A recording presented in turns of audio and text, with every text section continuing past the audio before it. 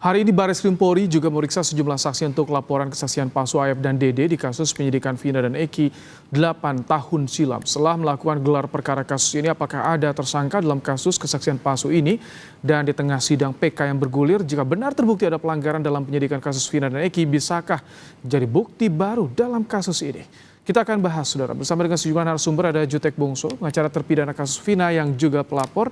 Ada juga Bu Elsa Syarif, pengacara terlapor kasus kesaksian palsu Aep, dan praktisi hukum Saur Siagian. Selamat sore, Bang Saur, Bu Elsa, Bang Jutek. Sore, Mas Baim. Selamat sore. Oke, Bang Jutek, bagaimana pemeriksaan di Baris Krim hari ini? Apakah juga Dede diperiksa hari ini? Bagaimana hasilnya? Ya baik Mas, betul ada pemeriksaan di Baris Krim. Kami pun saat ini masih ada di Baris Krim Mabes Polri terkait dengan laporan kami terhadap Dede dan Aep. Adapun pemeriksaan kali ini, sesudah gelar pertama hari ini ada beberapa saksi lah yang diperiksa. Ya itu yang kami hadirkan. Juga kami dari pelapor juga diperiksa terkait dengan laporan dan bukti-bukti yang kami sampaikan. Hanya itu Mas, saya kira kalau untuk sampai penetapan tersangka yang lain belum ya, karena masih dalam tahap lidik, demikian. Ini Dede dengan para terpidana yang diperiksa dikonfrontasi tidak, Bang Jutek? Itu penyidik ya, bukan kewenangan kami. Kalau kami kan hanya menghadirkan para saksi yang masih tidak ditahan ya, atau di luar lapas. Kalau yang di lapas kan tentu penyidik punya prosedur sendiri. Pasti sampai kami rasa pasti akan diperiksa, ya. Karena kami melapor itu kan atas nama terpidana, pasti mereka akan diperiksa, gitu. Oke, Bu Elsa, sudah gelar pemeriksaan juga, pelapor diperiksa, saat ini terlapor juga diperiksa. Bagaimana tanggapan Anda soal kasus dugaan kesaksian palsu? Ada pengakuan kemarin kan, Bu Elsa? Ya, ini terserah aja nanti bagaimana prosesnya di penyidikan di Bareskrim ya.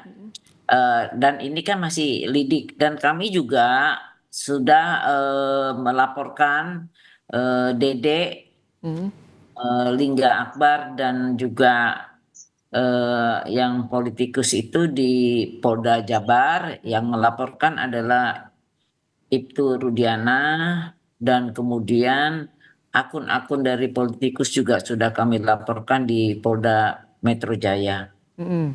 Jadi ya kita sama-sama proses nanti bagaimana, kita lihat aja karena ini kan masih tingkat awal ya. Tentunya kalau untuk menjadi novum ya mestinya sampai ada putusan yang mempunyai kekuatan hukum tetap, baru bagaimana hasil dari pengujian dari keterangan-keterangan tersebut. Sudah ada informasi Aep akan dipanggil di Bareskrim tidak, Bu Elsa? Belum ada, karena masih lidik, masih diperiksa-periksa. Kan Pak Jutek yang tahu baru udah lengkap atau enggak dari tim laporannya itu, kesaksiannya sudah selesai atau belum. Bang Saur, ada proses hukum di Bareskrim, sidang PK Sakatatal, tadi juga laporan di Polda Jawa Barat. Bagaimana Anda melihat nanti bisa ada korelasi tidak dalam kasus ini? Paralel tidak nanti hasilnya? Menurut saya ini kan menjadi holistik ya. Kalau kemarin itu kita dengar Dede memberikan kesaksian di depan kuasa hukumnya, dan sekarang ini dia sudah diperiksa. Bahkan yang menarik, kalau tidak salah laporan yang sekarang beliau diperiksa di Mabes itu laporan daripada kliennya saudara Jutek. Dan juga menarik apa yang dilakukan oleh Mbak Elsa, laporan.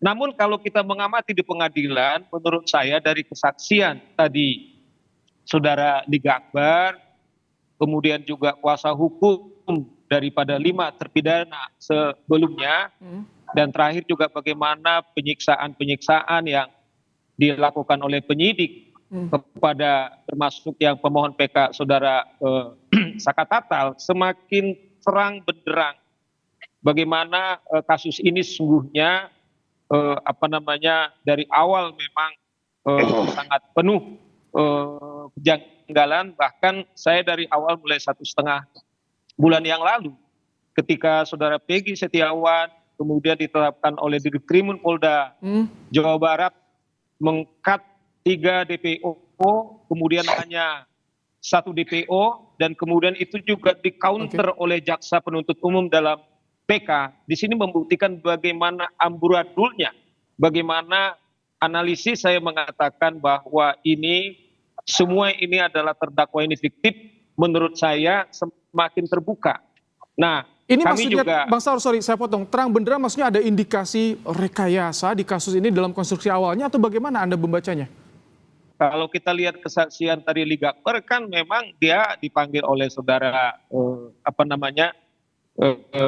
ayahnya Eki, kemudian dikondisikan. Setelah dia dikondisikan 1 jam dia muter-muter. Setelah itu kemudian dia diarahkan oleh penyidik supaya yang tadinya hanya mengkonfirmasi soal pakaian digunakan oleh saudara Eki, tetapi ternyata kemudian dilakukan pemeriksaan yang ternyata dia sendiri tidak melihat. Sehingga hari ini dalam sidang PK kemudian itu dicabut. Itu menurut saya bahwa tidak lagi itu hanya dalam proses yang kita dengarkan diskursus di publik, tetapi sudah mengena langsung ke jantung.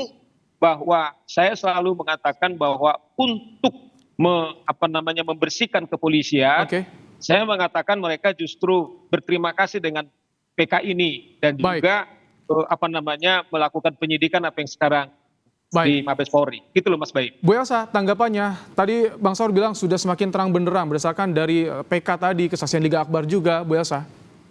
Ya, tentu hal ini bertentangan dengan keterangan-keterangan dari klien saya ya.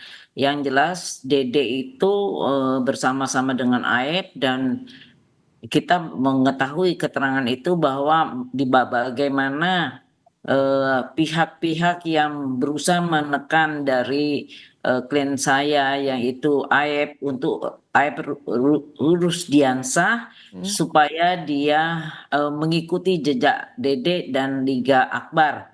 Karena dia tidak bersedia, karena ini hal yang benar-benar yang dia alami dan dia saksikan. Dan apa akibatnya? Bapaknya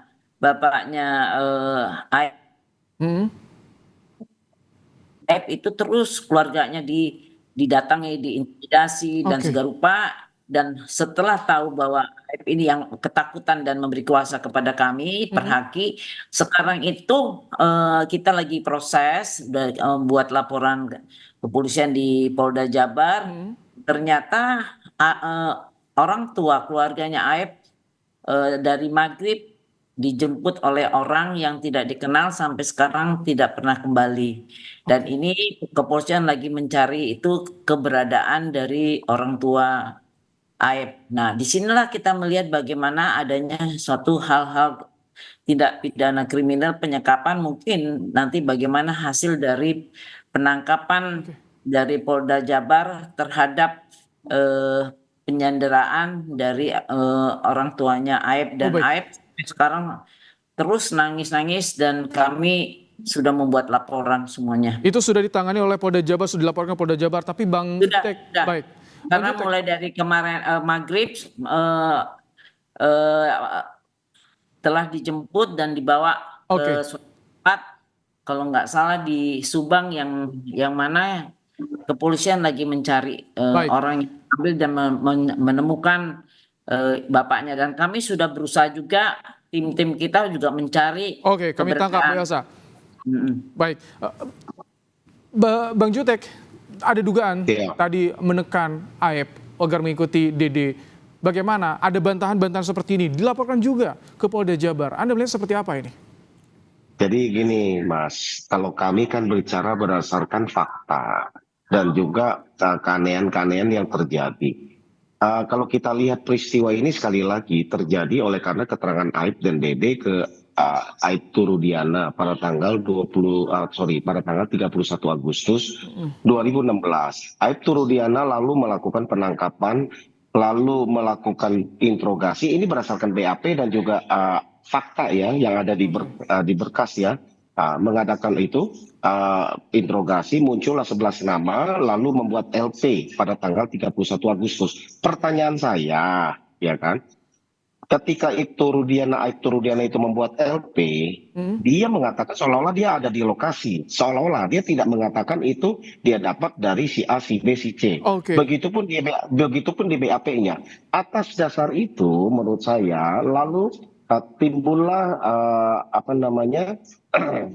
penangkapan dan juga baru keluar sprindik dari Reskrim Polresta Cirebon, lalu lanjutkan dengan surat penangkapan, naik ya, sidik dan sebagainya. Pertanyaan saya, hanya dengan kesaksian Aib dan Dede, klien kami mengaku babak belur, lalu ditahan, kapan gelarnya ditetapkan jadi tersangka, naik jadi sidik? Nah, itu ajaib sekali, itu tanggal 31 Agustus semua, itu fakta. Baik. Itu fakta, itu yang kami ingin tanyakan. Kalau sekarang itu bahwa dikatakan muncul bahwa itu penuh dengan ada keanehan-keanehan, kesaksian Liga, kesaksian Dede yang mengatakan dia tidak pernah itu terjadi, menurut saya itu wajar. Kenapa? Karena memang menurut kami nggak akan ada itu kita sudah bisa membaca, menangkap arahnya. Baik, Bang Saur, singkat. Jadi ketika ada nih saksi kunci yang awalnya tapi saat ini berbeda pandangannya, kesaksiannya, pengakuannya, apa yang harus dilakukan oleh polisi di sini? Bagaimana untuk mengungkap kasus ini agar terang benderang, Bang Saur, singkat saja?